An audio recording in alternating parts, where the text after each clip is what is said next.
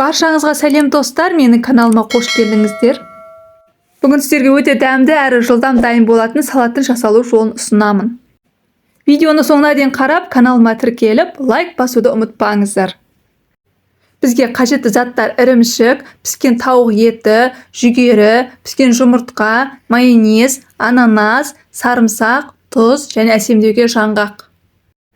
Ең алдымен жаңғақты ұсақтап турап аламыз. Ірімшікті тураймыз. Қалауыңызша үккіштен өткізіп салсаңыз да болады. Келесі кезекте піскен жұмыртқаны тураймыз.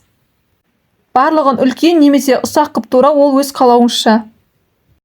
Ананасты тураймыз. Піскен тауық етін тураймыз. Сонан соң сарымсақты үккіштен өткізіп аламыз. Мінекей барлығын турап дайындап алдық. Келесі жасайтынымыз: ыдысқа туралған тауық етін саламыз. Жүгеріні саламыз. Туралған жұмыртқаны саламыз. Ірімшікті саламыз. Сонан соң ананасты саламыз. Үккіштен өткізілген сарымсақты және тұзды саламыз. Келесі кезекте майонезді салып, жақсылап араластырамыз. Бұл салатты сіздер де жасап көріңіздер, ұнайтынына сенімдімін. Өте оңай әрі жылдам жасалатын салаттың бірі. Дайын болған салаттың бетін жаңғақпен әсемдейміз. Мінекей достар, салат дайын, өте дәмді әрі ерекше болып шығады. Мерекелік дастарханға отбасыларыңызға жасап берсеңіздер, өте керемет салат.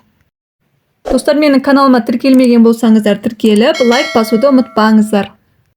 Видеоны соңына дейін қарағандарыңызға рахмет. Сіздермен болған Ақшолпан.